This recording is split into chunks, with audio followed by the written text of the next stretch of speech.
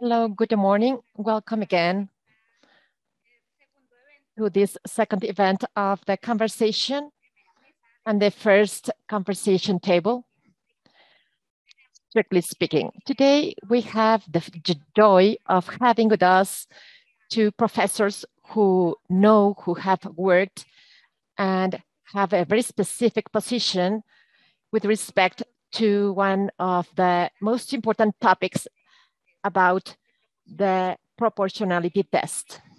Firstly, we are going to listen to Professor Jorge Silva Sampaio from the University of Lisbon, who will talk about the normative foundations of proportionality. And afterwards, we are going to listen to Joao Andrade Netto from the Catholic University of Minas Gerais in Brazil, who will talk about the universal debatability of the proportionality test as a method of justification.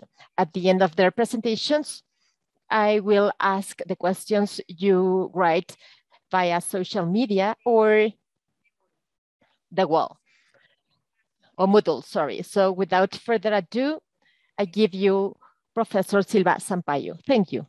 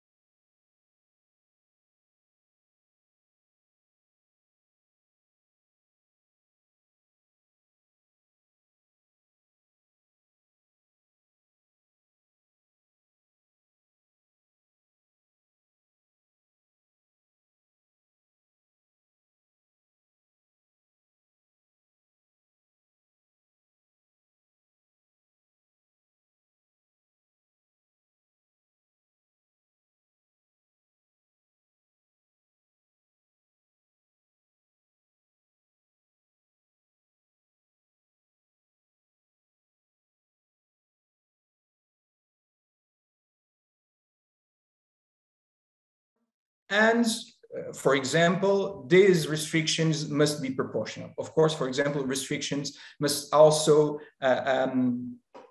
be or not violate other principles such as equality principle. So the structure is more or less simple, is the idea that justified restrictions, or if you wish, prima facie justified restrictions on fundamental rights, they imply the existence of a normative conflict between norms of fundamental rights. If you have a non-justified restriction to a constitutional right, then the case will be an easy case. It is a violation of the right, and this is due lex superior that exists in all legal systems. I will be really quick here. There is a difference in my view, for example, in comparison with Professor Klotz and the authors that developed the theory of principles when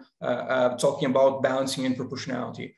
Because I think balancing is an intellectual operation for solving normative conflicts that are not solved by legal systems, and usually the conflicts with principles are the cases to be decided by balancing.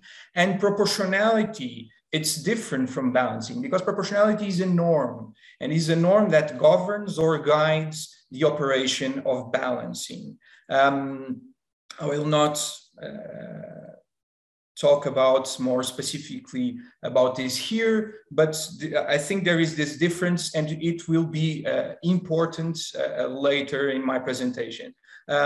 Regarding proportionality in its narrow sense, of course, we usually call it also balancing, but it seems to me that it is a different thing. It's a measuring or a weighting operation that is somehow presupposed. We have to see, if you wish, the intensity of the impacts or the restrictions on fundamental rights and compare it with the benefits that may arise or that may justify that restriction. But I will not lose more time on this. So, which are the explanatory reasons? First, the first question is, what is the normative foundation of proportionality? And there are several possible answers. If one opens, for example, Aaron Barak's book, or Bernal Pulido's book on proportionality, or Laura Clerico's book on proportionality, there are several contenders. Like authors and courts talk about, they argue that proportionality is grounded or comes from the idea of justice, democracy, rule of law, the prohibition of arbitrariness, equality, human dignity, fundamental rights, the principal structure of the fundamental rights norms.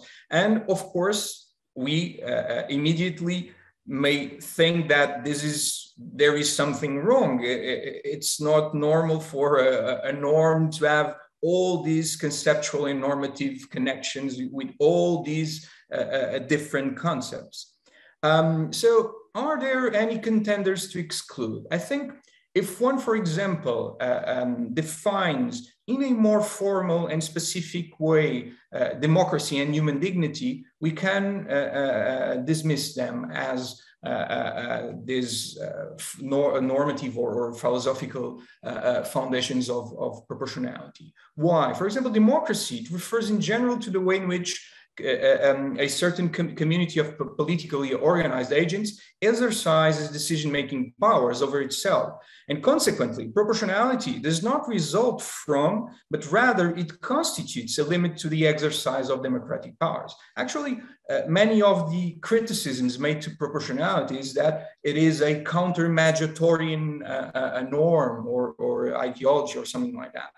Regarding human dignity, if one translates human dignity into a norm that prohibits interference with individual autonomy, or more specifically, as for example, it is usual in Germany, one translates it into a norm that forbids the instrumentalization of the human being, and therefore it is I don't see how it can ground proportionality because their contents are really different.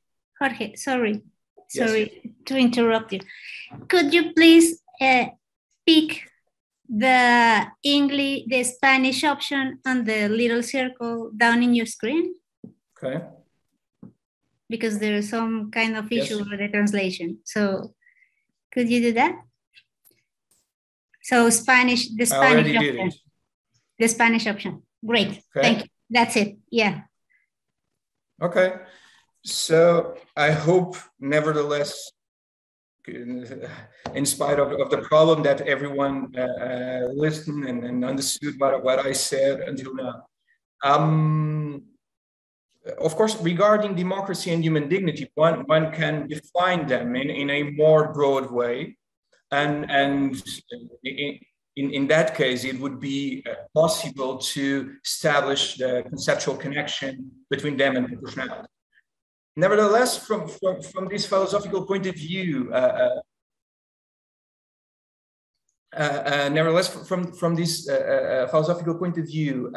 to make proportionality and its connection to democracy and human dignity dependent on these specific conceptions or the definitions, it already shows that maybe they're not the best candidates to explain.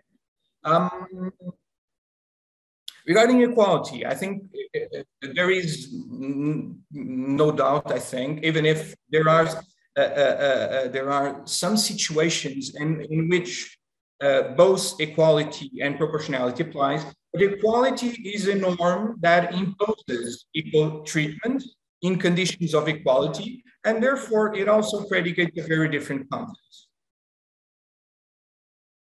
Right, so what are the explanatory reasons of proportionality? Having removed this first candidate, one now might ask, which are these explanatory reasons? That is, the reasons why the legal community start to resort to use proportionality.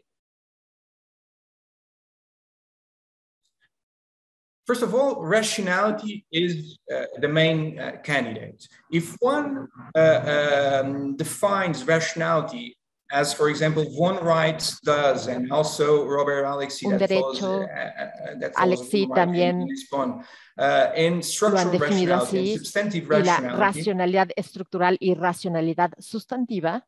Regarding structural rationality, con respecto a la racionalidad estructural, it is related to the imposition from a rational point of view to choose means that are able or suitable to obtain the desired end, para obtener los fines deseados. And this, of course, is esto, por supuesto, really close to the suitability test of proportionality. A la prueba de idoneidad de la proporcionalidad.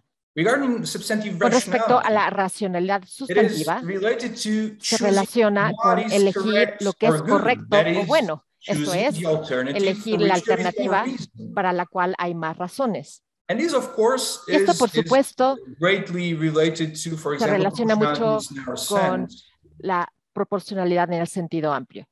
Si uno se enfoca en la justicia, por supuesto, la justicia es un concepto amplio,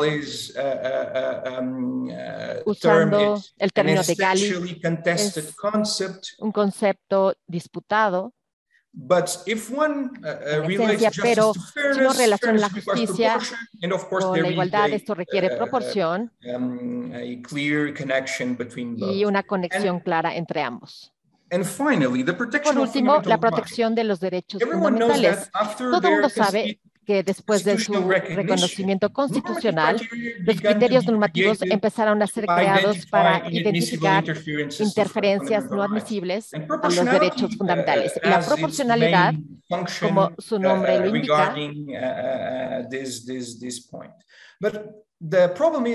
pero el problema es que esto explica la creación de la proporcionalidad, pero no dice nada sobre su fundamento normativo, esto es, sobre la justificación de su membresía a los sistemas jurídicos actuales. Muy bien. Para concluir esta parte, hay una explicación poderosa en la teoría de principios de Alexi. Yo creo que podríamos representar el razonamiento de Alexi como expresando esa relación conceptual de la implicación con las siguientes premisas. De acuerdo con la teoría de los principios constituyen requisitos de optimización. En segundo lugar, los principios se aplican a través del balanceo, que es un elemento de la proporcionalidad. Tercero, the optimal realization La of principles realización ensure óptima by de principios se asegura a través de la proporcionalidad. Ergo, Por lo proportionality tanto, follows from la the theory of principles. proporcionalidad se deriva de la teoría de principios. The problem is that I think all premises Yo creo que todas are las problematic. premisas son problemáticas.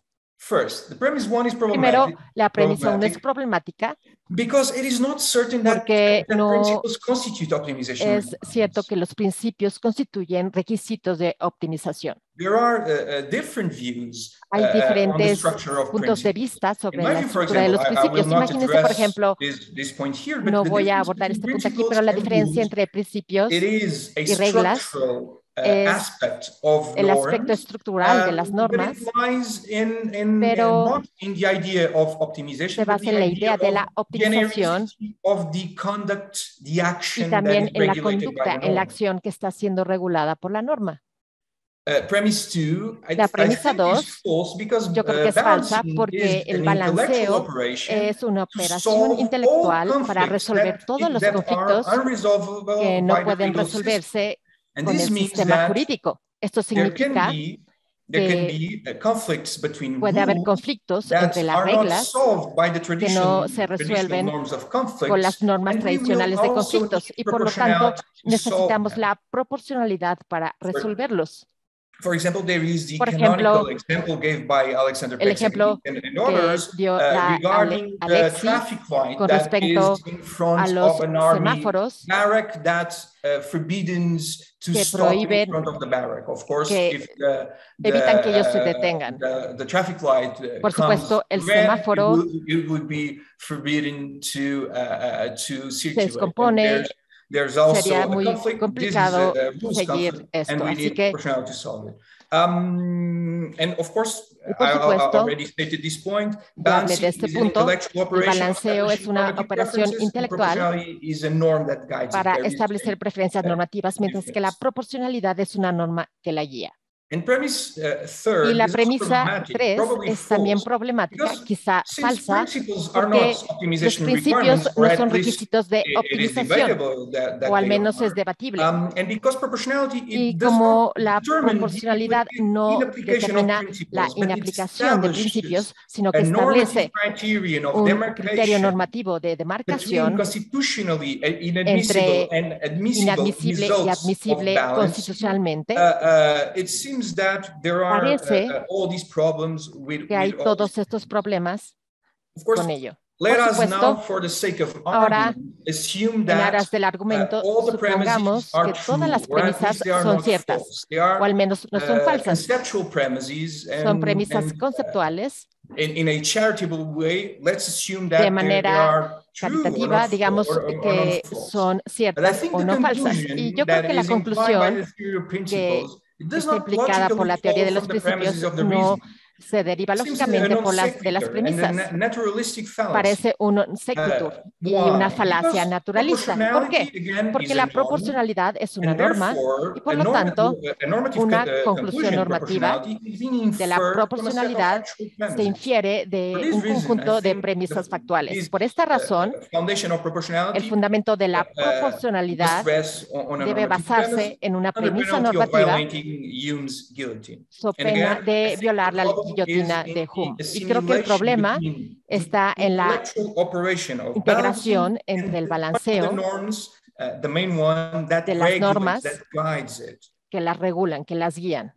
Por supuesto, yo creo que es posible inferir el balanceo operativo a partir del razonamiento, porque el balanceo operativo no es una norma en sí. Uno podría decir que a nivel lógico, inclusive la necesidad de balanceo puede dudarse. Pero en cualquier caso, yo creo que hay mucha verdad en estos principios de los sistemas jurídicos y tienen esa estructura específica y es una estructura específica y aunque uno lo defina como algo genérico, all these ways of conceptualizing principles, they dispose them. They show that they are disposed to enter in partial conflicts. And these conflicts need balancing to solve them. Okay, so in short, the point is we can establish all these relations between all these concepts. There is still an important question, that is proportionality's existence and membership to legal systems are no different from other norms. So either proportionality is the result of a mode of creation authorized by the respective rule of recognition, or it constitutes a logical consequence of a norm belonging to the respective legal system. So let's assess the possibility of membership to legal system. Okay. First of all, validity as membership to a legal system depends on other norms on rulemaking. So a rule is valid in this sense if it meets the following conditions. It was created by a competent authority. It was not derogated by a competent authority.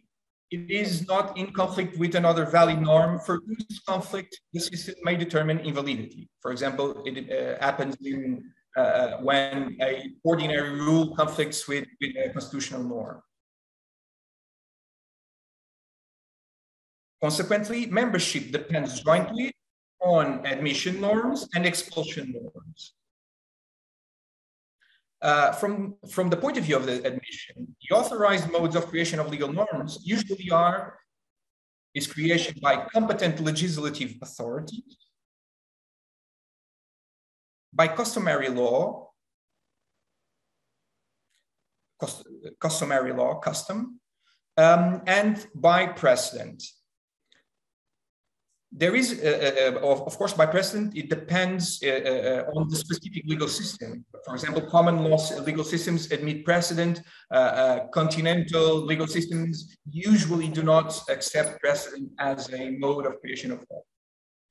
And there is an additional possibility of membership, that is norms that constitute logical consequence of norms belonging to the legal system. As, for example, Eugenio Bulligin and Alchuron argue. Therefore, the normative foundation of proportionality, it has to be in one of these four possibilities listed. All right, so let's see this first possibility. Usually, there are several authors arguing that proportionality is related or comes from or is an element of the rule of law principle.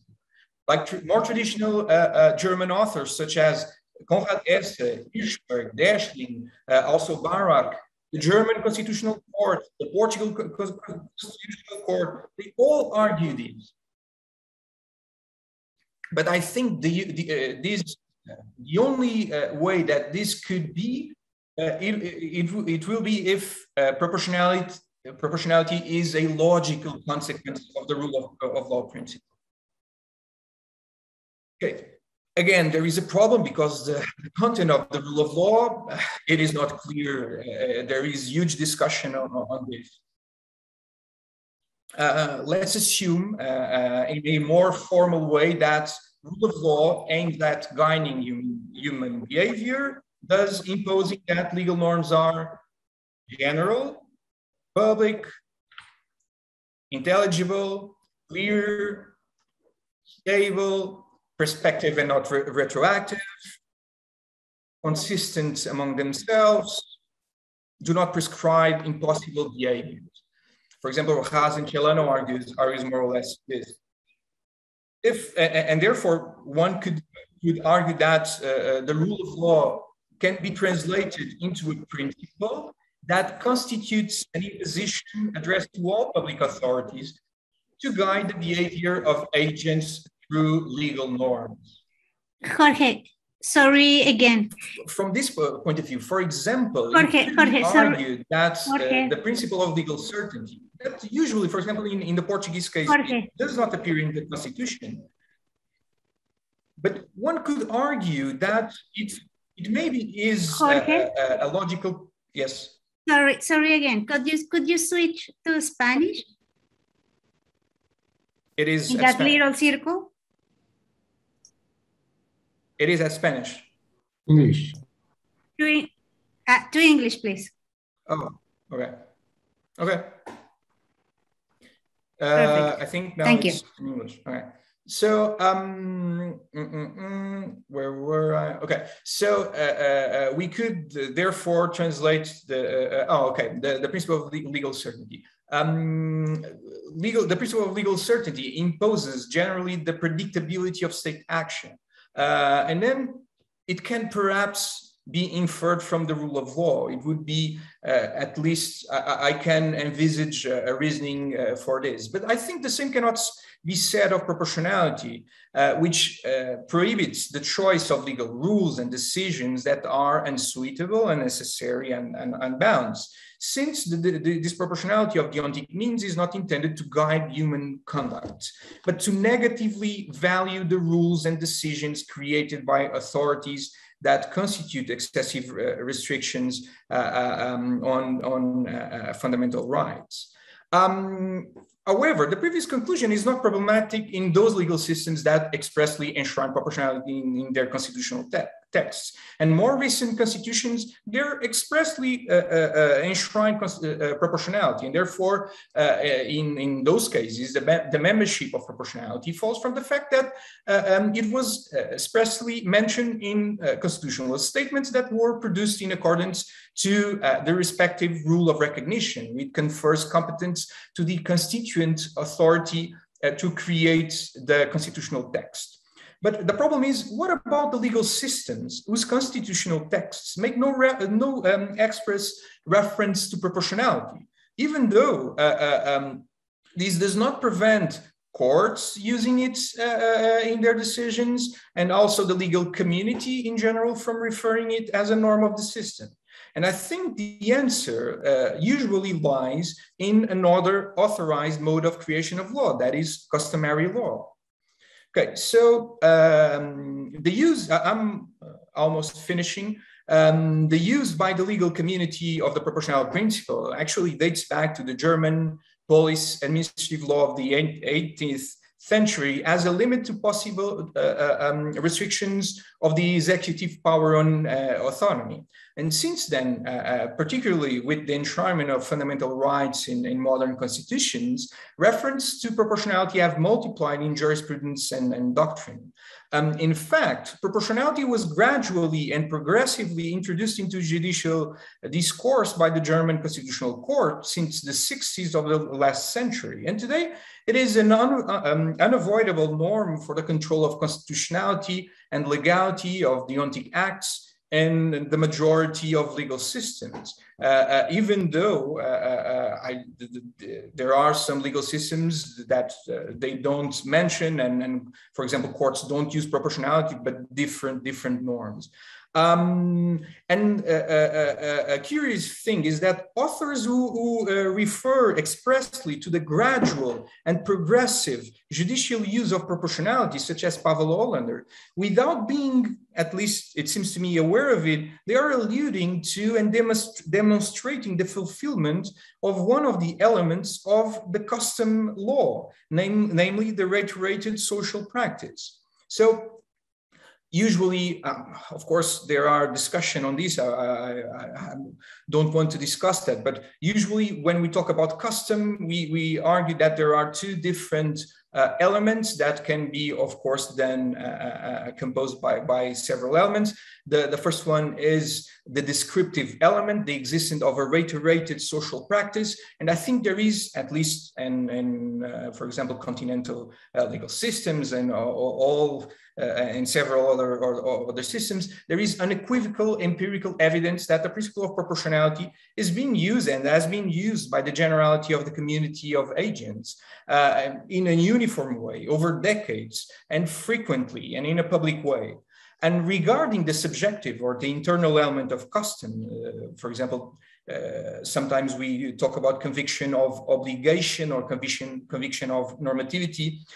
Regardless, the best way of conceptualizing it, if one generally understands it as the acceptance of the practice as constituting an obligation, translated into, from the internal point of view, a critical reflective attitude, I think it is also fulfilled. For example, regarding the verification of this internal element of custom, of course, there are huge problems with this. But I think there is the idea of this element as the acceptance of and the commitment to the principle of proportionality. I think there are no doubts that there is an internalization of proportionality as a reason for action.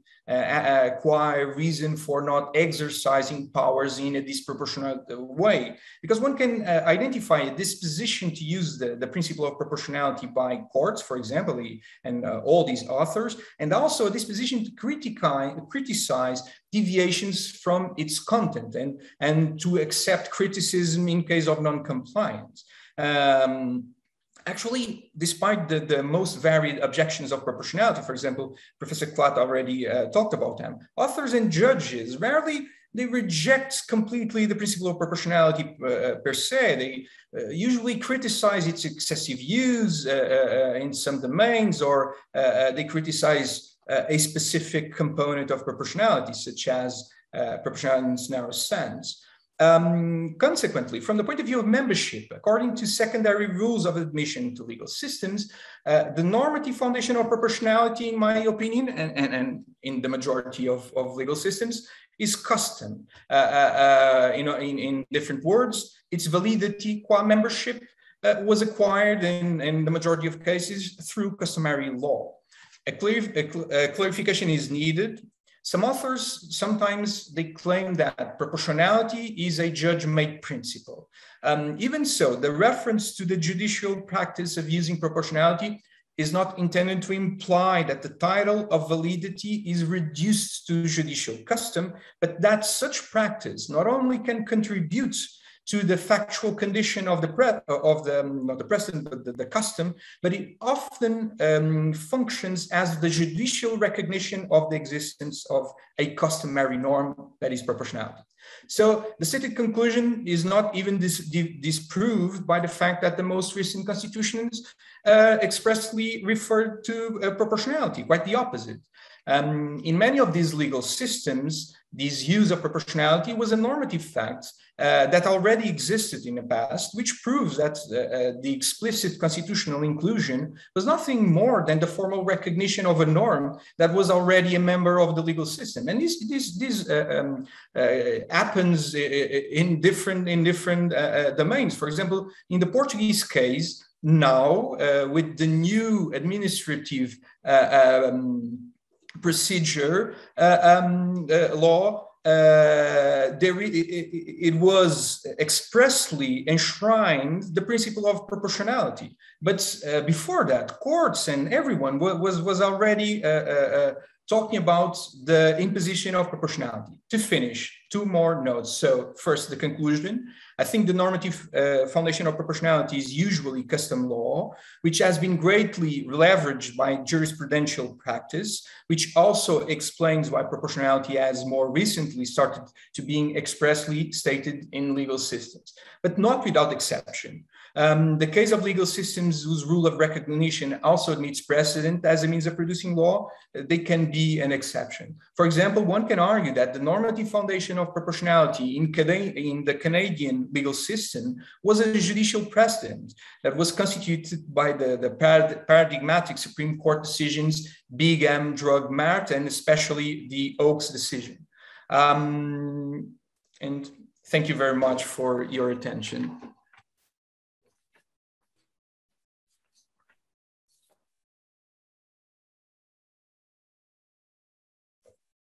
Thank you very much, Jorge. This is pinpointing specific problems, complicated problems we are going to face during the rest of this week and the other week. For those of you interested, the last day of this conversation, that is Wednesday 29, John Matthews will be with us in this conversation. So this is going to get better and better. Now we continue with Professor Joao Andrade Netto from the Minas Gerais University in Brazil. Before continuing, Joao, could you please choose the English channel that is in the globe icon at the bottom? And thank you very much. Okay. Thank you so much. Can you listen to me? Can you hear me? Okay. Yes, yes. Thank you so much. Good morning to all. I'd like to begin by thanking the Center of Constitutional Studies of the Supreme Court of Mexico for this invitation. And I'd like to do so in the person of Ms. Diana Beatriz Gonzalez Carvalho. It's a pleasure for me to be here today with you and to have listened to the speeches of Professor Matias Klatt, my friend and admired professor, and also to Professor Jorge Silva Sampaio. Jorge, I have to say, I agree with you. I share with you many of your perplexities, but when I think about Brazil, I'm not so sure I would say that the presence of proportionality here is a matter of customary law, as I will try to explain. But I mostly would like to say I endorse the references to rock alternative bands you used in part of your presentation. So the title of my presentation is The Debatable Universality of the Proportionality Test as a Method of Justification. I want to raise the question of whether the proportionality test is universal as a method of justification, which is one of the main theses of Robert Alexi and Professor Matias Klatt. I would like to begin by explaining that my question is not empirical. I do not doubt that proportionality is widespread and thus quasi-universal or universal in a certain sense. We can find some form of the proportionality test in countries like Canada, Israel, Portugal, Spain, South Africa, Mexico, Peru, Colombia, Brazil, to name just a few. This is a well-documented fact and it's not under debate. What's debatable here is why is it so? What are the reasons for this phenomenon? And I am mainly concerned here with normative reasons. I struggle with a strong thesis that says that proportionality is universal because it is conceptually necessary. You were all here when Professor Klatt said that. That's also the main thesis of Robert Alexi. He has formulated it relying on the arguable universality of a certain conception of rights. Alexi claims that proportionality is conceptually necessary in all minimally developed legal systems because it derives from the very structure of fundamental rights. So underlying the question about the universality of the proportionality itself is thus another question about the universality of a certain structure of fundamental rights. And it is interesting to shed some light on this relation. In general, legal controversy about the universality of fundamental rights surrounds the substance or content of these rights, not their structure. But the question of whether proportionality is universal is not related to the problem of the content of fundamental rights, but to the question of whether fundamental rights have a wide or a narrow scope. The answer to this question determines whether or not proportionality is a necessary method for justification when it comes to the application of fundamental rights. To be clear, I am not saying that structure and content of rights are unrelated. I do believe that the way we conceive of our fundamental rights, of their structure, or whether they have wide or narrow scope, does have an impact in their meaning, on their meaning. Quoting Matthias Kuhn, the question of the structure of rights is a question about what one has in virtue of having a right. In other words, having a right may mean significantly different things in different legal systems depending on how the structure of these rights is conceived. But in my presentation, I want to invite the audience to think about the arguable universality of the proportionality test, having in mind that when one claims that the proportionality test is universal, this person is also claiming that a certain structure of fundamental rights is also universal. So my presentation is organized as follows. Firstly, I will briefly talk about the proportionality test. Secondly, about the universality, what it means. I want to posit that by addressing the question of whether proportionality is universal, we are asking whether the test is a necessary element of law. And thirdly, I want to revisit some arguments we can find in the literature in favor of the universality of proportionality. Professor Jorge did it, but I want to emphasize and separate these arguments between explicative reasons and justifying reasons. At this point, I shall demonstrate that the question we are facing about the universality of proportionality is normative. Therefore, it asks for justification, not explanation. And finally, I want to discuss the three main normative theses in favor of proportionality. I call them the weak thesis, the strong thesis, and the moderate thesis. In the end, I want to defend the moderate thesis, saying that there are, in fact, normative reasons for the presence of proportionality in many countries, for the quasi-universality of proportionality.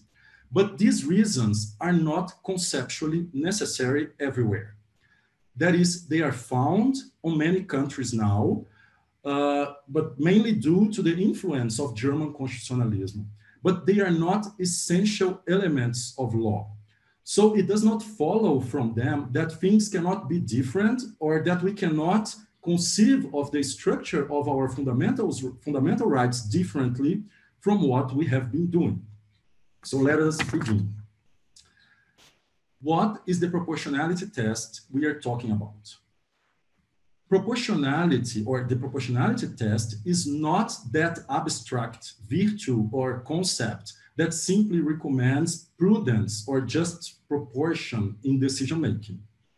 It's a structured method with origins in German law, from where it migrated first to European countries, then to European institutions, and later to other countries.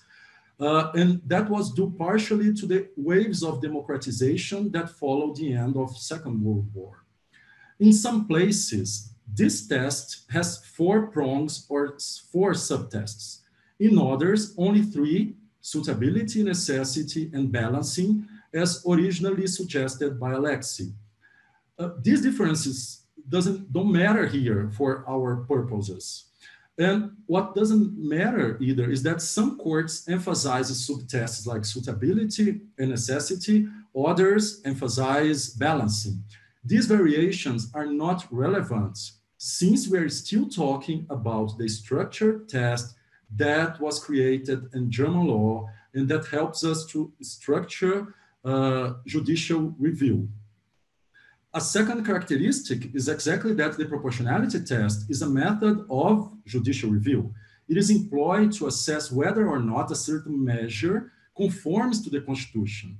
And it does so by determining what is the essential core of a fundamental right. As Professor Klatt explained, if a legal statute, for example, interferes with a fundamental right, but does not infringe on the core of that right, it does not violate it. And it's exactly in this point, that proportionality is related to what I call a wide scope conception of fundamental rights, that rights that need some external limits, and that's going to be provided by proportionality. The third characteristic is that proportionality, or the proportionality test, is a method for justification of legal decision-making. But it does not solve the problems it has in front of it. Alexi correctly observes that the proportionality test only offers what he calls internal justification for the judicial decision. It offers a structure for legal reasoning, and by doing so, it points out what needs justification in that argument. The test invites for what Alexi calls external justification, but it does not offer it. So the judge or justice will have to put forward legal arguments in favor of her decision. That is, arguments that are normally accepted in legal practice in that legal system. So to resume, the proportionality test we are talking about is a structured test applied in legal review to determine the core of a fundamental right and then determine whether a certain measure merely infringes or in fact violates that right. So the fact that the test suffered some form of adaptation when it was borrowed or transplanted from the legal system to another legal system does not matter for our discussion, since its essential characteristics are still present. And this conclusion about adaptation is important because otherwise we could not say that the proportionality test is universal. To begin with, when we talk about universality, we should abandon our unrealistic expectations about legal borrowings and migrations. When we take a legal element from another system, from its systems of origin to our legal system, it will have to adjust to our legal practice. And once it's in our legal system, we will have to find justification for it within our legal system. That's much easier, as Professor Jorge explained, when the constitutional text provides for some clause that says expressly, proportionality is part of our legal system. That's more difficult if a court borrows it without such an authoritative clause. And that was the case in Brazil. Our Supreme Federal Court borrowed the proportionality test from Germany, but there's no clause in the federal constitution of Brazil saying that proportionality is required or saying something equivalent to Article 19, sections 1 and 2 of the Basic Law of Germany. That clauses in German constitution allow for restrictions to basic law, to basic rights, up to the point that the essence or the core of those same rights is not affected. We don't have such a clause in our federal constitution. So such a clause would be very helpful if a justice had to justify that the rights in our constitution were rights with wide scope and not with narrow scope. But since we don't have it, Brazilian justices had to make an effort to extract from our legal system other types of justification to proportionality. And in doing so, they forced the test to adapt to our local practice. That's normal and in judicial borrowing. What would be abnormal is to expect that the proportionality test would run in Brazil exactly the same way it runs in Germany. And up to a certain degree, it does not follow from adaptation that the Brazilian proportionality test is something entirely different from the German one. A general rule about borrowing is always fraught with practical problems. And once the consideration of practical problems is concerned, there will be necessarily a loss of exactness, which is tolerable as long as a minimum standard of equivalence is guaranteed. So it only makes sense to discuss the universality of proportionality if we accept this rule of adaptation. But what does universality mean? The thesis that the proportionality test is universal is not defensible from the beginning if by universal we mean actually present everywhere. Proportionality is widespread across the globe, as we saw, but we do not have data, empirical data, to support the claim that it is part of every existing legal system. In my opinion, this type of universality is not what we have in mind when we discuss whether a legal element like proportionality is in fact universal. Those who say that the proportionality test is universal actually claim that proportionality is inevitable or unavoidable, as Alexis says. That is, they claim that the proportionality test is necessary. In this sense, universality implies necessity, there may be elements in law that are necessary in the sense that without such elements, law would not be law. So as such, they are universal. But in my view, there are two ways in which we may say that a legal element, like the proportionality test, is necessary. We may be talking about either an empirical necessity or a normative necessity, and normative in a broad sense first. This separation is important because it determines the type of reasons we need to put forward in favor of our argument. Either explanatory reasons or justifying reasons, or simply explanation or justification. The spread of proportionality can be grasped empirically as a social fact that defies explanation, or normatively as a legal decision that demands justification. With this in mind, we shall now revisit some arguments we can find in the literature in favor of the universality of the proportionality test. Let us begin with explanation. A scholar engaged in empirical research looks for explanation or causal conditions. The range of explanations for the universality of proportionalities may draw on history, biology, psychology, social sciences, for example. And legal comparatists have also listed some functions that the proportionality test plays and that would explain why it is so widespread. But here, in my presentation, as I said, I want to examine a particular explanation, the argument that the proportionality test is universal because it is empirically necessary. If this is true, the universality of the proportionality test is deeply grounded. Its explanatory cause would be physically or psychologically compelling. Perhaps due to the biology of our brains, we could not avoid but to make use of proportionality when we are deciding on constitutional matters. Of course, such a conclusion is counterintuitive. We can easily think of some good arguments contrary to the empirical necessity. Firstly, only after the Second World War of the 20th century, constitutional courts began to employ the proportionality test. And secondly, even today, no empirical evidence supports the claim that all courts, or a majority of them, actually do. But more importantly, if the proportionality test was empirically necessary, the debates surrounding its universality would not be legal debates anymore. We would have to transfer the discussion to the fields of psychology, neuroscience, or maybe legal education. But that's not how we see the problem. We are convinced here, I think, that we have a legal problem to deal with, a normative problem, as Professor Jorge has just demonstrated. So we should abandon the empirical necessity thesis and face a different type of thesis, a normative thesis, which asks not for explanation, but for justification.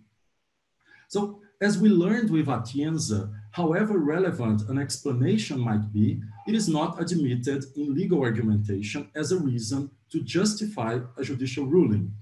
In judicial decision-making, what matters is justification. A constitutional court can only make use of proportionality on the assumption that there are justifying reasons that make it permitted or mandatory in that legal system, at least not prohibited. So anyone trying to justify the spread of the proportionality test must demonstrate that it is normatively commanded or permitted that judges or justices have recourse to it. That's also true the other way around. So one who demonstrates that there are convincing normative grounds for judges to appeal to the proportionality test justifies the spread of the test. So when we think about the universality of the proportionality test on normative terms, or when we think that the proportionality test may be normatively necessary in the broad sense, we have to offer justification for our claims. And I suggest we group the strongest type of justifications we have in three: a conceptual necessity, a teleological necessity, or a deontological necessity. I say that these three types of necessity are normative in some broad sense because they rely on legal or general practical discourse, the type of discourse we use to say that something is permitted, prohibited, or commanded. First, the conceptual necessity. That's the strongest type of reason one can offer in favor of the universality of proportionality. That's because the other reasons that are teleological and deontological mean no more that recourse to a certain legal element is obligatory, legally speaking. But if we say that recourse to proportionality is conceptually necessary, we mean more than this. We say that it's a logical contradiction to deny the presence of this element of proportionality in a certain legal system, or it's a logical mistake not to make use of it since it's present there. As an example, we can mention the idea of subsumption in the application of rules. We think about it as a logically necessary operation. So we don't discuss if we should use it or not. We simply do. So to claim a conceptual necessity is to claim that something is logically derived from legal practice or argumentation in a way that we cannot talk about law without implying that element as part of it. What follows is that some legal properties are universal, not due to a normative command, like the constitutional text, but by definition. They must be there apart from space and time, whatever and wherever law exists. And that's pretty much what Professor Klett said in one of his answers. So what about deontological necessity? We use deontological reasons to say what's legally right or wrong solely based on a normative command without looking at the consequences of a norm. So if say that something is deontologically necessary, we mean no more than it's being obligatory or legally commanded. So if a legal method like proportionality is deontologically necessary, this means that judges are legally obliged to resort to it. And there must be an underlying norm or normative reasons that make the test necessary, if not always, at least under appropriate conditions. And finally, teleological arguments. These are the types of arguments that look at the consequences of an interpretation and are based on some idea of what is good. So if we say that something is teleologically necessary, we simply say that this thing is the best means to reach a certain goal under the given circumstances.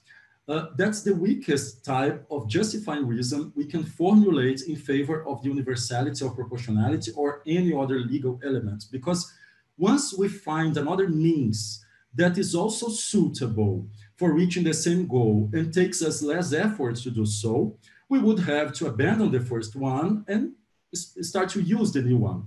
So if a legal method is only teleologically necessary, this means that it's not obligatory by itself, but only provided that it's the best means to reach the desired goal until we cannot find another means to do it better. So having in mind these three types of normative necessity in the broad sense, conceptual necessity, deontological necessity, and teleological necessity, we can move to the final part of my presentation. We should now discuss the three normative theses we can find in the literature about the universality of the proportionality test.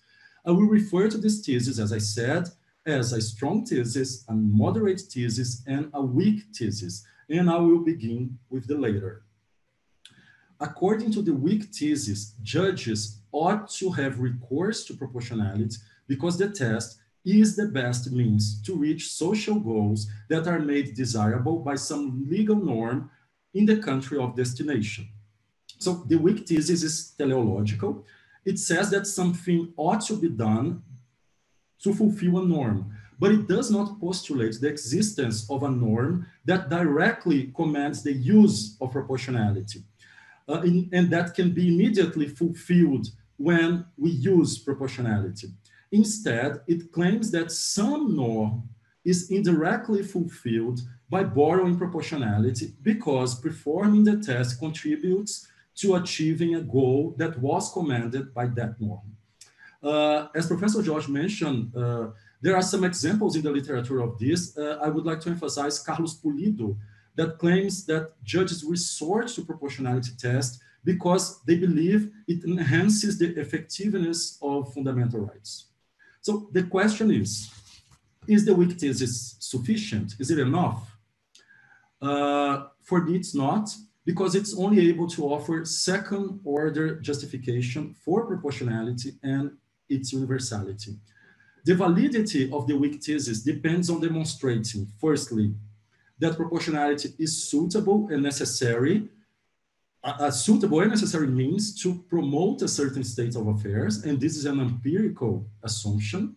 And secondly, that this state of affairs is required by a norm, say a principle, and this is a normative assumption. The problem is the empirical assumption is highly contestable and raises difficult problems of prognosis, and the normative assumption is too weak. So the weak thesis per se cannot offer sufficient justification for proportionality. And Brazil is again a good example here. In 2010, our Supreme Federal Court decided that cases related to the fundamental rights to health care ought to be decided with use of the proportionality test. And in their argument, in their judicial opinion, they said that it was so because proportionality would help to enhance the effectiveness of the fundamental right to healthcare in Brazil. But back then, they could only hope, they could only expect that these positive effects, these positive consequences they were foreseeing would actually come to reality. And today, more than 10 years later, scholars still disagree if that was the case. So if we can only count on the weak thesis, the fundament, the justification for proportionality would be still nowadays open. We would have not certainty if our justices were right or wrong in making use of proportionality in that case. And we cannot accept that. So let's move to the strong thesis. The strong thesis relies on a conceptual necessity to claim that proportionality ought to be universality adopted. It says that the test is necessarily implied by the very structure of any minimally developed legal system. In my view, Alexi endorses the strong thesis. He says, and quotation mark, proportionality with its three sub-principles of suitability, necessity, and balancing follows logically from the definition of a principle, just as the definition of a principle follows from proportionality, quotation mark. So he postulates that a necessary connection exists between proportionality and fundamental rights, and argues that every legal system that is minimally developed necessarily comprises principles. That's the same as to say every legal system that's minimally developed necessarily comprises fundamental rights and thus the proportionality test. What's the problem with this strong thesis? To answer it, let us focus on the first part of Alexi's thesis, the idea that a necessary conceptual connection exists between proportionality and fundamental rights, or that the proportionality test is implied by the very structure and definition of fundamental rights. The way I see it, it's possible to identify three assumptions without which this thesis would not be intelligible. These assumptions are the optimization thesis, the wide scope conception of fundamental rights, and the idea of argumentative representation.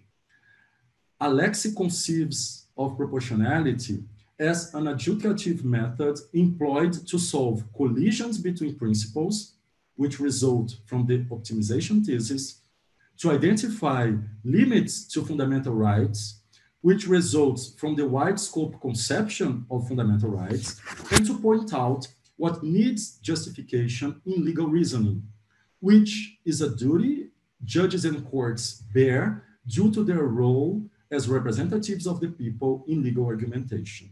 So this is altogether coherent and seems to be correct. What does not seem correct to me is to make it conceptually necessary everywhere, or as Alexis says, in every legal system that is at least minimally developed. Respectfully, to begin with, I cannot avoid to notice that there is some circularity in this thought. The principles theory postulates that every legal system that is minimally developed comprises the proportionality test, but offers no independent criteria to determine whether a legal system is minimally developed or not.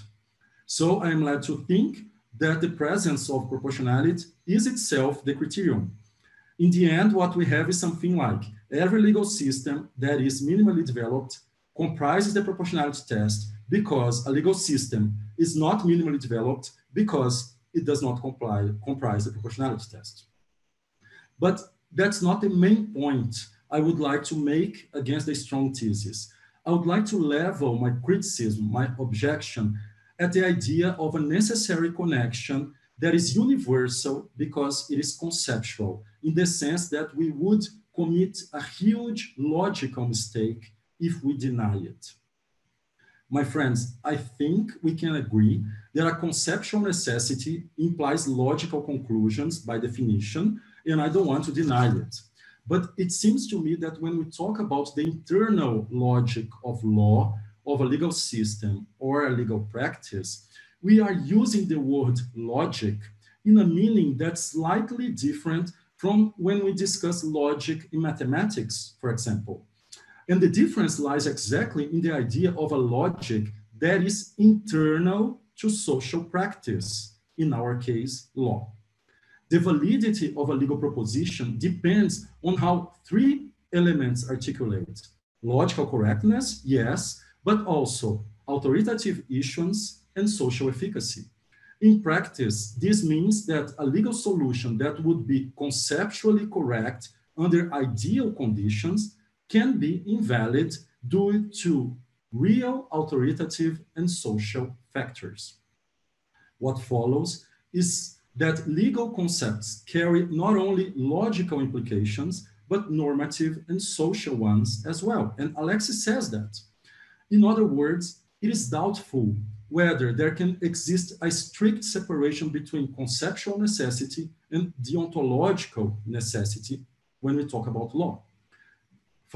Paraphrasing Borowski, I say that a deontological necessity is nothing more than a normative argument on behalf of a certain conceptual necessity. Alexi opted for focusing on logical aspects by formulating the necessity or the relation between principles and proportionality. But it's our duty to demonstrate that this conceptual necessity is dependent on normative conditions that are internal to legal systems, and as such, they are not present and are not valid everywhere. And that's exactly what the moderate thesis says. That's the thesis I defend about the universality of proportionality. It says that the proportionality test is conceptually necessary, but only provided that certain normative conditions are given. These conditions are present in many countries, but they are not necessary features of law. On the one hand, the moderate thesis is more modest than the strong thesis because it invites justices to search within their own legal systems for reasons to justify the proportionality test. That is, courts are expected to justify why they believe proportionality fits within that particular normative arrangement. On the other hand, the moderate thesis is based on normative arguments that are stronger than those advanced by the weak thesis. According to the moderate thesis, the proportionality test ought to be applied given certain conditions that are not present everywhere, and the absence of which is not necessarily a sign of legal underdevelopment. And yet, once these conditions are met, once they are given in a certain legal system, judges are commanded to resort to proportionality. They ought to do so because a legal duty is directly addressed to them. The normative conditions are the same implied by the principles theory, that principles are optimization requirements, fundamental rights have wide scope, and courts are argumentative representatives of the people. The moderate thesis claim that these conditions required by proportionality are contingent on constitutional text, interpretative practice, legal history, and institutional framework. It does not claim, what would be something entirely different, that it's entirely on the hands of constitutional justices to decide, like if it was an arbitrary decision, whether proportionality is or not part of their legal system. No, it invites justices to honestly look into their legal practice and to search in the institutions and the framework of their system, in the text of their authoritative material, to look for if there are these conditions that make the recourse to proportionality test necessary or at least permitted. But of course, all this discussion about whether the proportionality test is conceptually necessary everywhere or only where these appropriate conditions are given would be pointless if there were no alternative models on the table. And in the end, the validity of the moderate test's thesis depends on the existence of alternative accounts. And in fact, convincing alternative theories exist. To mention one, I would like to mention Dworkin's theory about principles that do not refer to them as optimization requirements. And it's a coherent theory. There are also legal systems that do not treat fundamental rights as possessing wide scope. And the most known counterexample to the universality of this model of fundamental rights is the United States. Fundamental rights are treated in the US as internally limited rights, or as rights with narrow scope. So alternative models exist where proportionality does not fit, at least not without substantial changes, either because principles are not conceived as optimization requirements there, or because fundamental rights are not seen as rights with a wide scope there. So, and to finish my presentation, of course, a powerful objection to my argument would be that although these alternative models exist, they are less convincing, or in the end, they can be reduced or included in Alexis' model. And that's exactly the objection Professor Klatt raised against my argument in a book he published in 2019. And to answer this challenging piece of criticism, I would like to appeal again to the idea that every legal system has some internal constraints that have to be considered when determining what's conceptually and normatively necessary, not ideally, not everywhere, but in that particular legal system. In this point, I agree with Alexis when he says that legal propositions raise a more limited claim than to be rationally justifiable everywhere. They claim to be rationally justifiable within the framework of a valid legal system. So, my dear Professor Klatt, I can agree with you that under ideal conditions or considering the rules of general practical discourse, we can demonstrate that either the model of rights with wide scope is more convincing than its alternatives, or that its alternatives can be demonstrated to be actually included in it, but only under ideal conditions or under the rules of general practical discourse. When we enter the reality of existing legal systems and place ourselves in the position of a participant of an actual legal practice, a judge, who has to decide the cases she has before her, I do not think that it would be rational if she judged based on the general conditions or ideal conditions of practical discourse, contrary to the existing normative conditions of her legal system. In these conditions include, for example, the constitutional text, the case law, and other authoritative materials. Of course, I am not imagining here a legal system that is extremely unjust, which could justify such an attitude, but a legal system that may not be perfect, may not be the best it ideally could, but that is just enough to grant validity to its law, like the legal systems in which all of us who are participating in this conference live. So with that, I conclude my presentation. Thank you so much.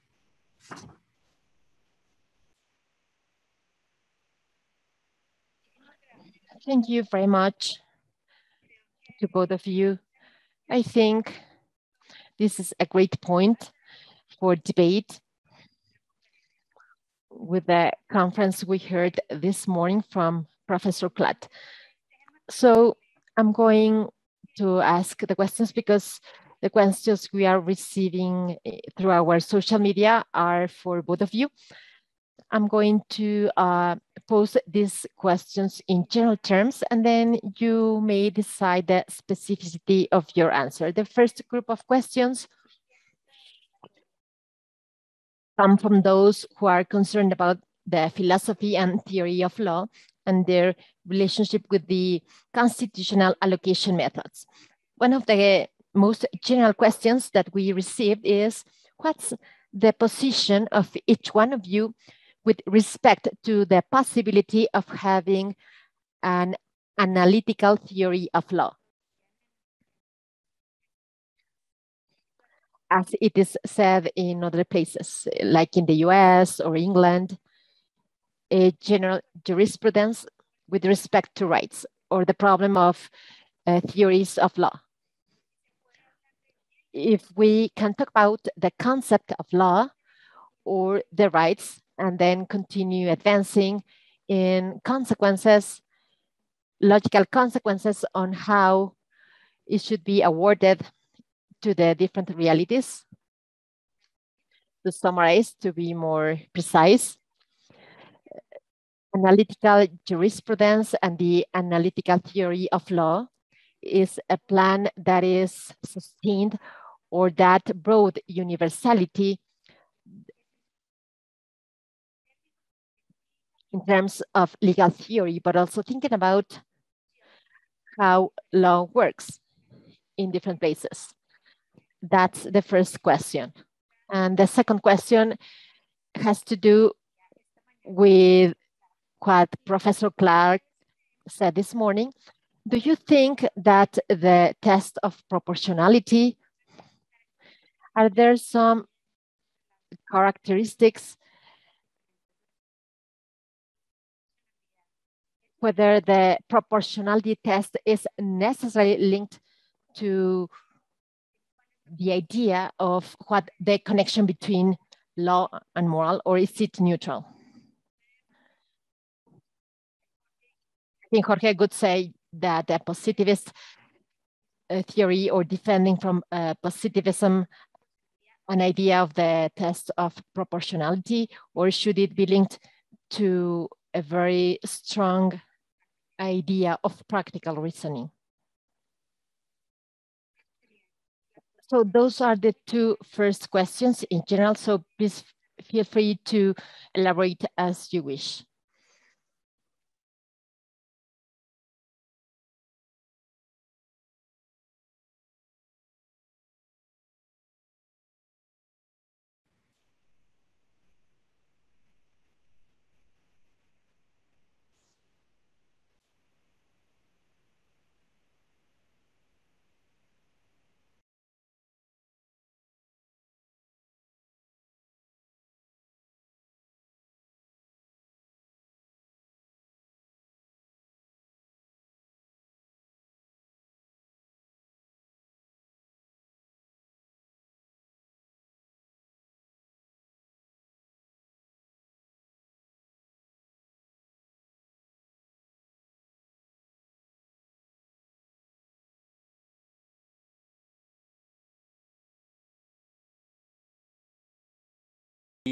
For example, legal systems or norms that pertain to legal systems, relations between them.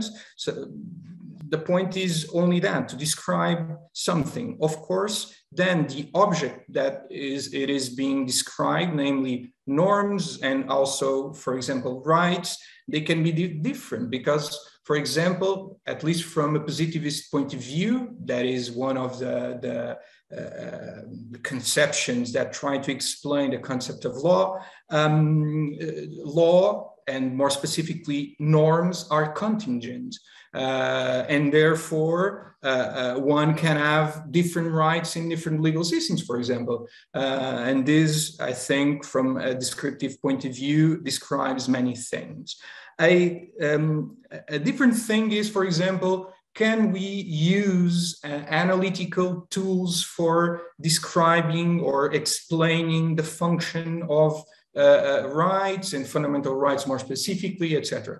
And I think so. Actually, I think, for example, the discussion that was held after Professor Klotz's presentation regarding the deontological and consequentialist perspectives, they come a lot from the moral realm, and they make much more sense in the moral realm. But when we arrive at the legal realm, we have legal systems. Legal systems have legal norms, and we have to make this difference. It's really different to reason in the legal realm and in the moral realm. And therefore, for example, I think it's really important to have an analytical explanation of what norms are, what are their structure, in which conditions they apply, and a really interesting thing, and that is still undeveloped, is the connection then to rights, because rights are different from norms. In the legal realm, rights are normative legal positions that are grounded on norms, and therefore one only has rights and duties and liberties if some norm grounds them. And I think this, for example, if one only focus in the legal positions, as for example in the American legal system, people do more. Some authors then have more difficulties in explaining, for example, why do fundamental rights collide? Why are these normative conflicts? If one look at the normative conditions of the norms that ground the legal positions and their legal consequences, then it will be clear that they are deontological constraints, they are norms, but they, in some specific situations, they are bothly instantiation, they collide, and we need to balance. So, two things. I think that, of course, jurisprudence is possible, and I also think that an analytical approach to constitutional norms and rights, it's really important to explain the functioning. I think it will explain a lot about this idea of, for example, normative conflicts. For example, one last note. The idea that all fundamental rights are principles, it's counterintuitive. And then why? Because there are some examples of some rights that seem to flow from different norms than principles. For example, the prohibition to torture. It seems a rule, and it is a rule.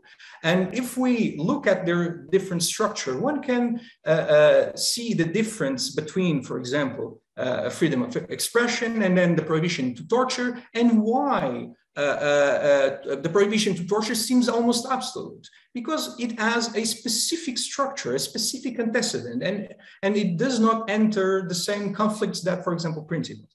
The second question, really quick. I think proportionality is neutral regarding practical reason, even if there is a connection, of course. But I think the point we have to focus is, if we have a constitutional conflict, for example, between two rights or two principles, and there is no norm in the system that defines which one will prevail, then we'll have discretion. the legal operators will have discretion in choosing. But this is not, this discretion, it is not the same as arbitrary decisions. And it is here that proportionality function as a rationality procedure. And somehow it is a form of institutionalized practical reasoning in law. But I think that these kind of constitutional conflicts that are not resolved by norms of the system, norms of conflict, they are a kind of a local particularist place in legal systems. And then legal operators will have to solve themselves the normative conflict. So I think proportionality is neutral, even though there is a close connection to practical reasoning and, for example, to rationality from a structural point of view and also from a substantive point of view. Thank you. Okay, thank you, Professor Jorge. I pretty much agree with you. And to be very brief, first about the first question about analytical jurisprudence. I not only think that it is possible to make use of analytical jurisprudence, but I do think it's necessary. And I'm not making a contradiction here. I defended that the proportionality test is not universal in the sense that it's not conceptually necessary. But as I said, there are conceptual relations that are internal to law, to any legal system. And analytical jurisprudence, in my view, will help us to develop it and to understand better and to justify these conceptual relations that are internal to our legal system. Of course, this does not mean that analytical jurisprudence could be universally applied in the sense that you could simply import the analytical jurisprudence that has been made in the US to Mexico or Brazil, for example, or Portugal. No, because besides conceptual correctness, that it is an element of every legal system, there are also two elements, and I mentioned them in my speech: authoritative issuance and social efficacy. And so we have to make use of analytical jurisprudence to make sense of the conceptual correctness that is internal to law. But we have to do it considering the authoritative issuance and the social efficacy of the norms in our legal system. And finally, the second question about whether proportionality is neutral or not. I want to understand this question as a question about is proportionality somehow connected to some non-positivistic view of law? So to apply proportionality, we must endorse some thesis that it's not possible to strictly separate between law and morals. I have to say that historically speaking, I would have to say, yeah, proportionality is connected to a non-positivistic view about law. Obviously, Alexis' theory, the theory of rights, defends the existence of principles which have moral content. That's undeniable.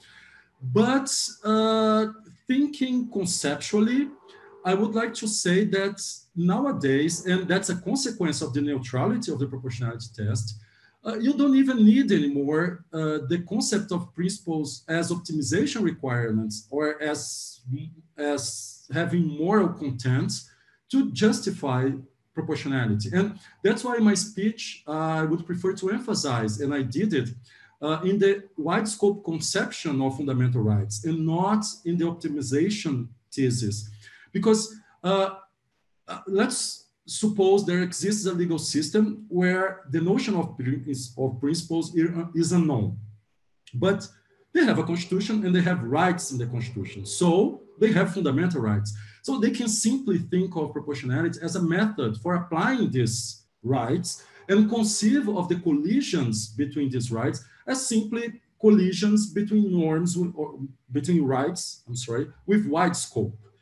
Thinking about the structure and not the content, as I tried to emphasize at the beginning of my presentation. So in my opinion, it's pretty much possible to accommodate proportionality in a very positivistic legal system, in a very positivistic legal tradition, thinking only about rights, forgetting about their content, their moral content, and only about their structure. In this sense, proportionality is really neutral. It allows for this type of application.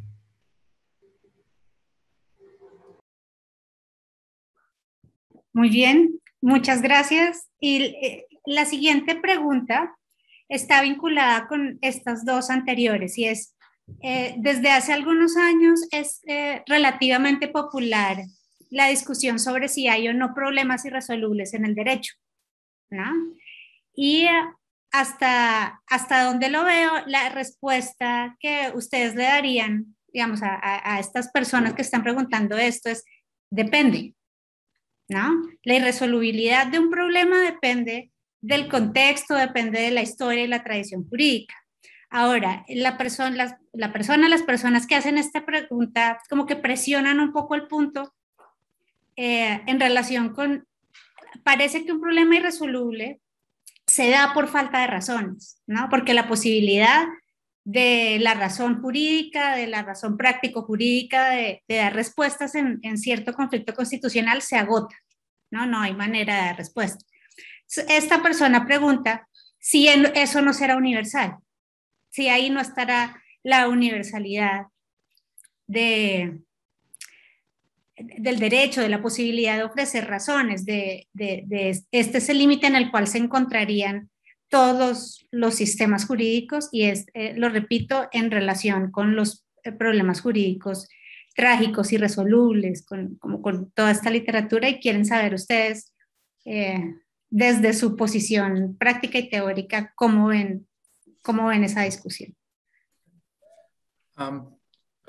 I'll answer very quickly the question, and then as I already told you, I will have to leave. I'm very, very sorry. Regarding the question, I'll try I'll let the more universal part for Joao, and I'll try to relate to proportionality into an idea that I think that is somehow an error. The idea that proportionality, when guiding balancing, is somehow giving us, as for example, Dworkin would argue, all these correct, every time there will be these correct answers. Even if then judges could or not epistemically grasp them. I think this is an error because, of course, the point is to somehow try to formalize the decisions that are being made and obligate legal operators to show their reasons. But there are several cases, and even with all these reasons to justify the decisions, there is no correct answer. For example, David Zorrilla already wrote many things on constitutional dilemmas. And there are several cases. They are like paradigmatic cases. For example, imagine the case of the twins. To save one of them, or to save them, one has to die. Of course, proportionality will do not give any correct answer here because there isn't. And the point is, there are some situations in which proportionality will somehow catalyze reasons to show a more correct answer. There are, in all these cases, there is no correct answer, and then the judge will exercise strong discretion. And we have to have in mind the following. The idea here is to achieve at least a minimal objectivity, that is, some acceptance from others. We are trying to convince, imagine the idea of the auditor. We are more or less trying to convince people, and we have to put forward good reasons, and we have to justify our decisions. And if we are lucky, will achieve this minimal objectivity, that is a decision to be more or less interchangeably accepted between people. But of course, there are probably irresolvable problems in law and in the world, because we are all humans. We are not gods, and there does not exist, I think, this absolute epistemic cognition in humans, in humankind. So that is my answer. Thank you. Thank you. I also agree with you, Professor, but I would like to add some comments in the sense that as we were answering before a question about analytical jurisprudence, and I mentioned that conceptual correctness is only one element of law. That's the point about the limits of reasoning, the limits of logic, a logic that's internal to our legal system, of course, and the situation of tragic decisions, or situations where it seems to be, there's no right answer. And in this sense, that's something very difficult for me to say, because I pretty much agree with Dworkin in the sense that in the deontological field, when we think strictly in normative terms, in ideally promoting a norm, we have to make a claim that there's a single right answer in our law to every legal problem. That's a normative necessity. It makes no sense to argue, to reason about law, departing from a norm without departing from this assumption that normatively speaking, ideally speaking, there must be a right answer. And that's why I believe one of the reasons Dworkin created this character, Hercules, which is a fiction, because he was actually talking about a normative, an ideal realm, and not about reality. But in reality, when we deal with law in everyday life, we have also to deal with authoritative issuance and social efficacy. And here, it comes to play not only deontological arguments, but also other types of practical arguments. One type of practical arguments that is pretty much ignored, and that I think we should make some effort to integrate it to proportionality analysis, for example, is that that type of reasoning related to prudence, or that type of reasoning that, since the Greeks, we know, are not necessarily related to the subsumption of a norm to a case, but to cases where after subsuming a norm, we realize the answer we found out is absurd or unjust, or it does not fit our social practices, or what is considered to be acceptable in a minimal standard of rationality, practical rationality, not in thesis or ideally. So in many cases like that, we have to make tragic decisions based not on deontological arguments, not on conceptual arguments, but on some sense of prudence. And that's something I was reading Paul Riquet recently, and I was thinking he makes a very strong argument for prudence. And I was thinking, that's interesting, because in all this Alexis analysis, there's no space for this, which makes me question if somehow proportionality doesn't help to cover this kind of decision-making that's actually not rational or not based on deontological, normative, conceptual standards, as Alexi would say they are, but also based on other types of considerations like prudence. And since the proportionality test only offers the internal justification, and since it's up for the justice to fulfill these subtests with external justification, we should ask if judges have been doing this with normative grounds and normative reasons, strictly speaking, like deontological arguments, or also with other types of argument. And this is a very old criticism, which is addressed to the proportionality test and the principles theory.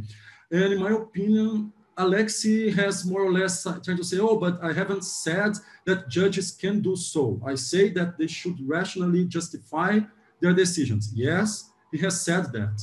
But what about tragic situations? What about situations in which we find limits in our reasons? And then he creates this concept of stalemate, situations in which reasons can only lead us to certain degree of certainty. And then the next step is up to us. So, but what should we use to make this next step if, according to him, we have already used all possible reasonable arguments and rational arguments to reach the stalemate? So I do think that after this first period, we have been discussing a lot if proportionality is rational or not, if it's rational enough or not. We should really pay attention to what our justices and judges have been doing when they apply the proportionality test. Not to the structure itself, but what type of external arguments and justification they are using to fulfill the test. For me, that's the main point we should be discussing in the next years, maybe. Claro, ese es un punto importantísimo que creo que a veces como que no, que no se le da suficiente atención, y es cómo se usa la herramienta. Si el test de proporcionalidad es una herramienta para resolver conflictos constitucionales, ¿cómo se está usando esta herramienta, ¿no? Por parte de los tribunales locales? Hay muchísimas preguntas, ¿no? Pero no acabaríamos en la semana y media que nos queda de evento. Entonces, para no abusar también de tu tiempo, voy a formular las dos últimas preguntas.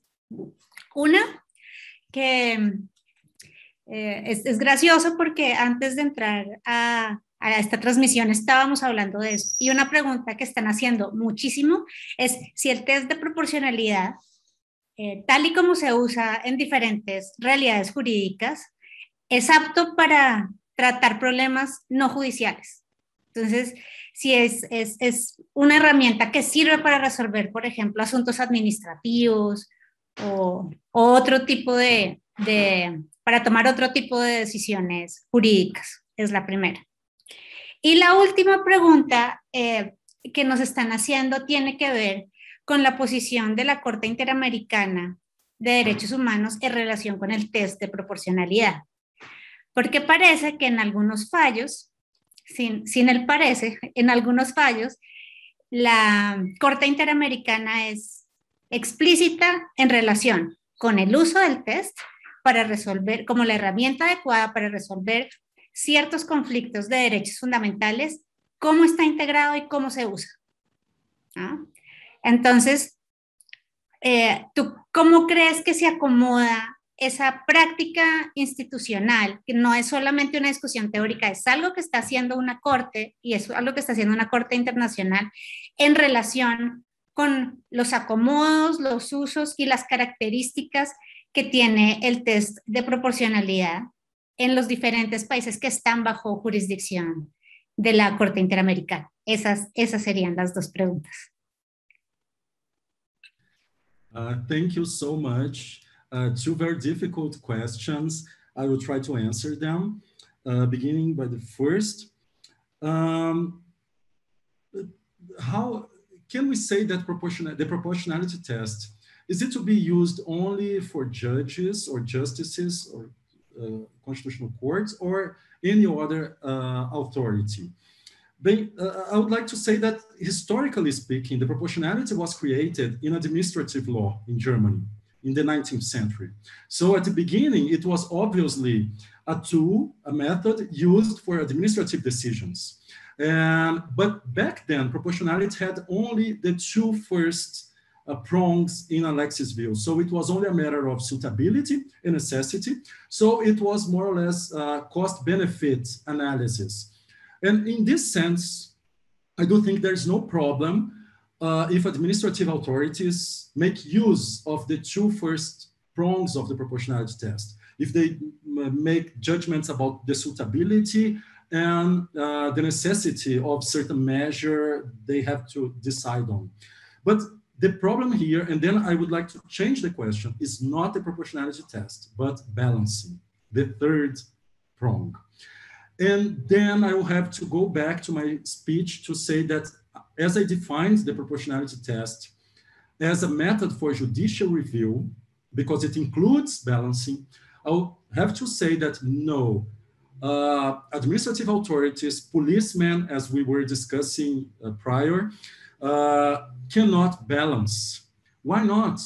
Because they cannot make what in Brazil, in Portuguese, we call constitutional control, which is it's a term it's not translated to English, but it's slightly different from judicial review, because it's not only reviewing, but is discussing the constitutionality of a matter, of a measure.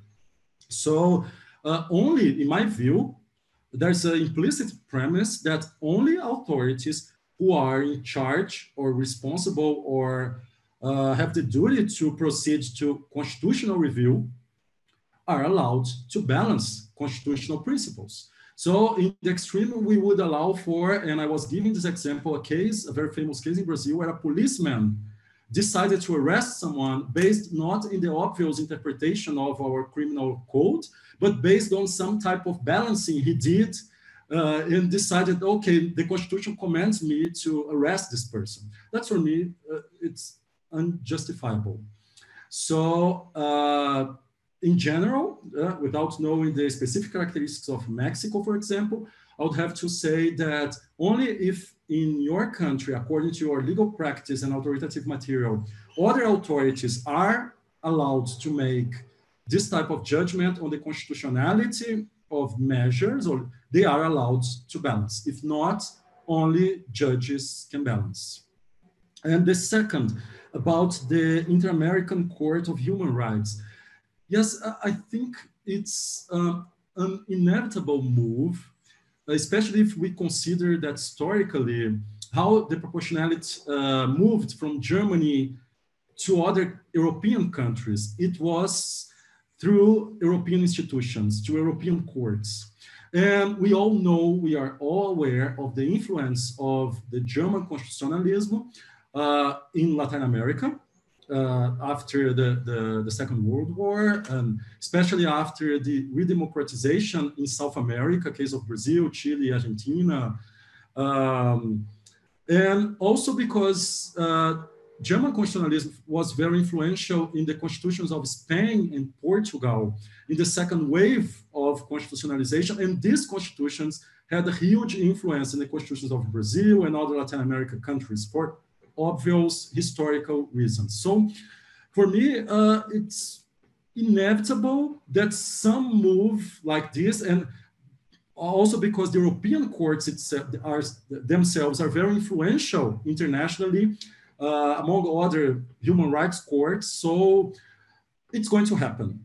Do more to political reasons, do more to historical reasons than actually for normative reasons. I don't think there's much of a concern about whether the legal systems of the American countries can fit within this model of wide scope rights, but pretty much, I think I'm sorry to say this, but I think it's a decision that's more political than actually related to rationality or conceptual analysis or anything.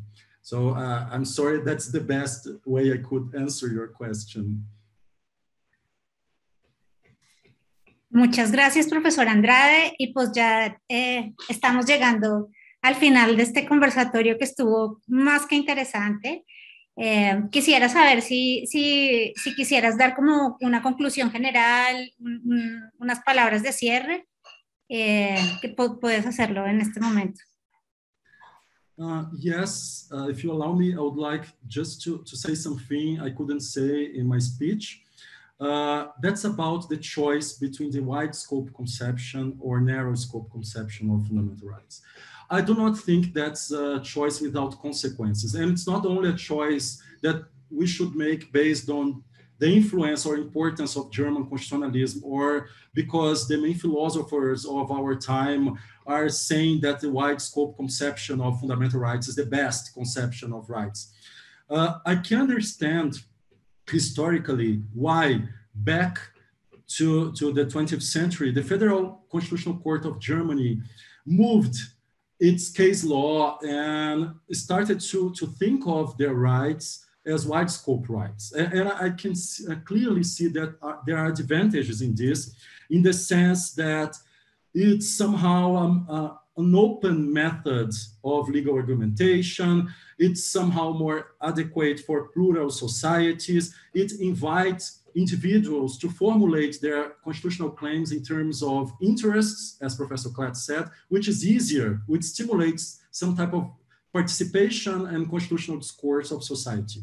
Yes, I agree with all of this, but I can also see a huge problem that it hasn't attracted enough attention.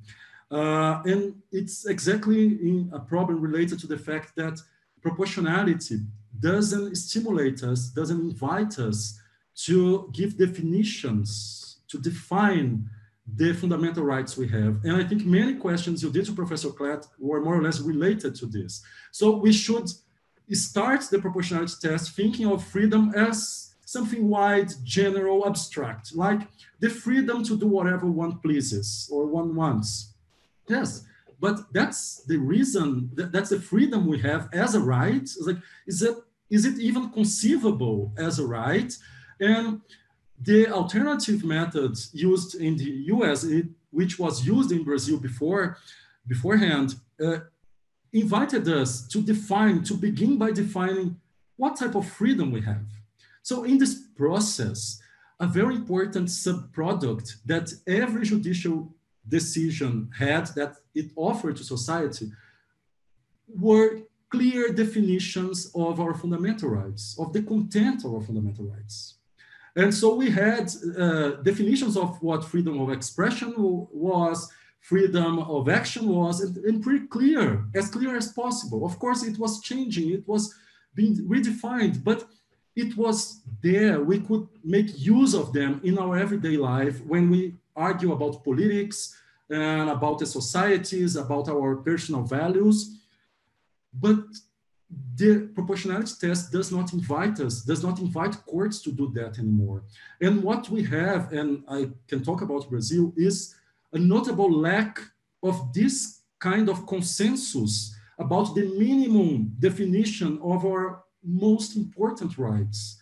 So what happens nowadays in Brazil is that we see people on the street claiming in favor of a dictatorship, arguing that a dictatorship is exactly the form of government that promotes the best their democratic rights and their freedoms. It makes no sense. But I argue, how could we reach this situation where our legal concepts mean nothing or too few? Maybe because we stopped trying to discuss what is the content of our rights, what is their definitions, and started to apply a method that tells us it's possible to solve legal problems as if it were mathematical problems, but they are not. They are problems regarding practical reason, and they ask for practical reasoning. And so in this sense, I have doubts that this wide scope model of fundamental rights is the best model for the problems we are dealing nowadays, although it was very relevant for us to deal with the problems we had in the 20th century. Having said that, thank you so much for this space, this invitation, and for this amazing conference. Have a nice afternoon. Muchísimas gracias. Nosotros estamos encantados de escucharlos, encantados además de escuchar las reflexiones desde un lugar específico, Brasil, pero también en relación con todos estos problemas que plantea las pretensiones de universalidad de esta herramienta para resolver problemas entre derechos fundamentales. Al profesor Joao Andrade Netto, al profesor Jorge Silva Sampaio, muchísimas gracias de nuevo. Esto es un gran inicio de la semana y media que vamos a tener para seguir dándole vueltas a este problema y para hacer eso que tú nos has dicho en tus palabras de conclusión, y es seguir pensando cuál es el alcance de estos derechos, cuál es su contenido, y no darlo por hecho y empezar a hacer sumas o restas, o tal vez sí, pero lo vamos a ver en las siguientes discusiones. A todas y a todos ustedes también que nos acompañaron en las plataformas de las redes sociales de la Corte, que están con nosotros desde la plataforma Moodle, les agradezco muchísimo, les agradezco, sus preguntas estuvieron muy buenas, seguramente las que no pudimos formular hoy las vamos a estar viendo a lo largo de esta semana y media, y las invito a que nos encontremos mañana a las 9 de la mañana. Va a estar la profesora Catherine Young del Boston College y nos va a hablar sobre proporcionalidad, regresividad y derechos económicos y sociales. Y en la segunda mesa a las 11 vamos a tener al profesor Juan Antonio Cruz Parcero y al profesor Juan Antonio García Amado. Entonces, nos vemos mañana. Que tengan todos y todas una muy buena tarde. Hasta luego.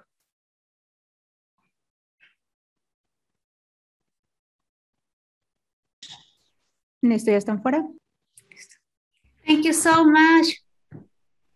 It was great. It was great also for me. Thank you so much. I really liked it. It was amazing. Let's keep in touch. We have like a lot of events and publications and gatherings going on. So let's do something else. Let me think about something and let's work together with the Supreme Court.